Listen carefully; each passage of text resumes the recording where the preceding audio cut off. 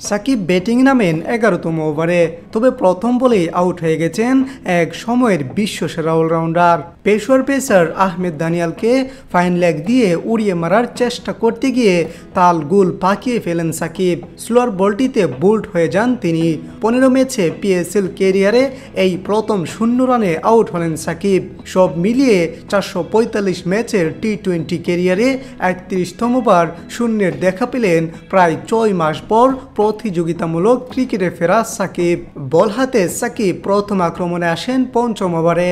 আগের 4 ওভারে 35 রান তোলা পেশোয়ার সাকিবের সেই ওভারে নিতে পারেন মাত্র 5 রান। বাবর আজম ও মাদ সাদাগাত্রা 5টি সিঙ্গেল নিতে পেরেছেন সাকিবের ওভার থেকে। 10ম ওভারে আবার বোলিংয়ে এসে অবশ্য 13 রান দিয়েছেন সাকিব। ওভারের দ্বিতীয় ও তৃতীয় বলে টানা 2টি ছক্কা মারেন আহমেদ দানিয়াল। 10 ম্যাচে 11 পয়েন্ট নিয়ে লিগ পর্ব শেষ করল লাহোর। সমান ম্যাচে 8 পয়েন্ট পেশোয়ারের।